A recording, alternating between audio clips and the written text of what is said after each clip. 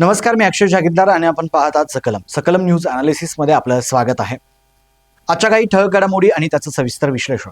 मुश्रीफ आणि दोन्ही घाटगे गट एकत्र तर माजी खासदार मंडलिकांना एकाकी पाडण्याचा प्रयत्न।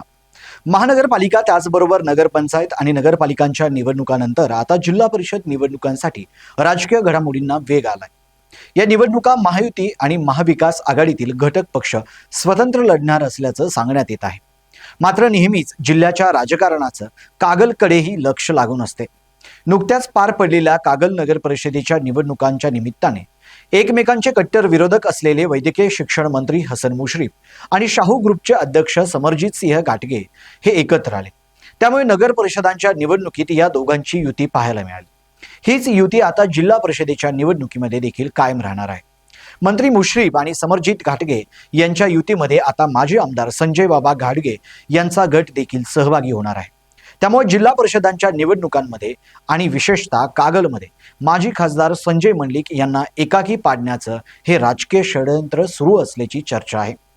संजय मंडलिक हे महायुतीचा घटक पक्ष शिवसेनेचे माजी खासदार असले तरीही जिल्हा परिषदेच्या निवडणुकांमध्ये मंत्री मुश्रीफ, समरजित घाटगे आणि माजी आमदार संजय बाबा घाटगे या तिघांचा गट एकत्र येऊन जिल्हा परिषदेच्या जागा लढवल्या जाणार आहेत। त्यामुळे या तिघांची युती होत असतानाच माजी खासदार संजय मंडलिकांना कागलचा बालेकिल्ला अभेद्य ठेवण्याचं आव्हान त्यांच्यासमोर असणार आहे। पुढील बातमी आहे, महापालिकेनंतर काँग्रेसचा जिल्हा परिषदेसाठी शड्डू। काँग्रेसने घेतल्या इच्छुकांच्या मुलाखती। करवीर विधानसभा मतदारसंघातील जिल्हा परिषद आणि पंचायत समिती निवडणुकीच्या पार्श्वभूमीवर काँग्रेस पक्षाकडून इच्छुकांच्या मुलाखती आज सोमवारी घेण्यात आल्या।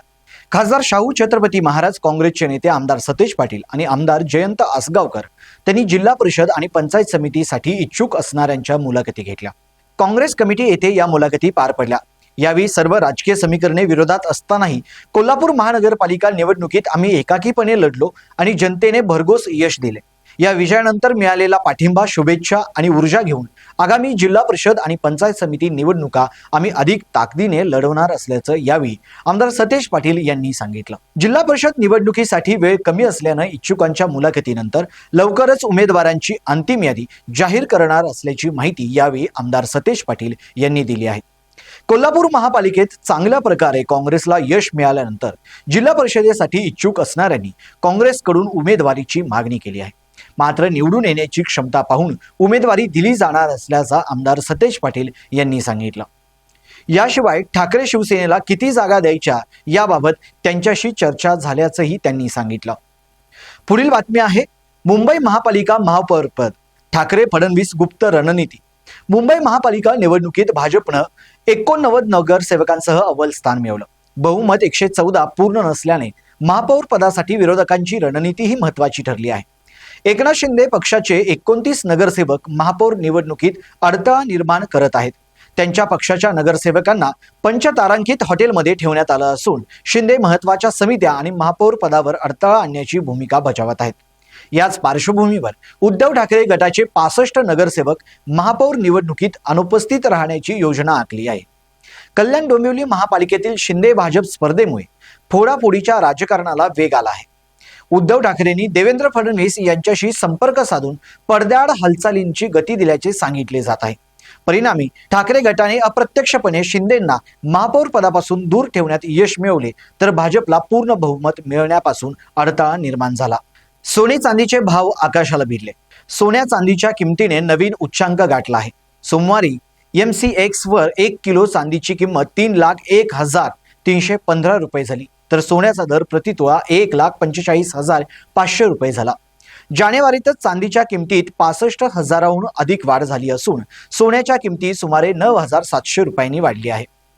ही तेजी मुख्यतः जागतिक तणाव आणि गुंतवणूकदारांच्या सुरक्षित धातूंकडे वळण्यामुळे झाली आहे। जळगावच्या सराफ बाजारात GST सहित सोन्याचे दर 1.48 लाख आणि चांदीचे दर 3.3 लाख रुपये झालेले आहेत।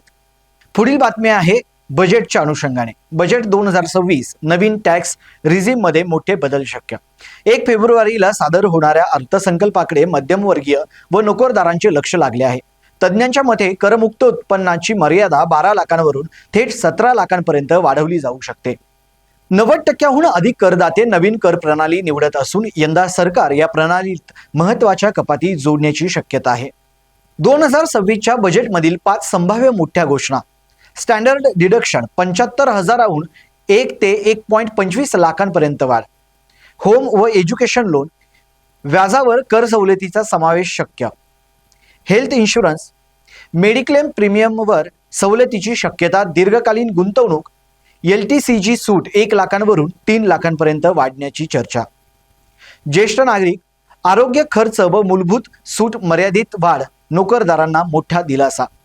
या बदलांमुळे नवीन टॅक्स रिझीम अधिक आकर्षक ठरून पगारदार, मध्यमवर्गीय आणि ज्येष्ठ नागरिकांना मोठा फायदा होण्याची शक्यता आहे.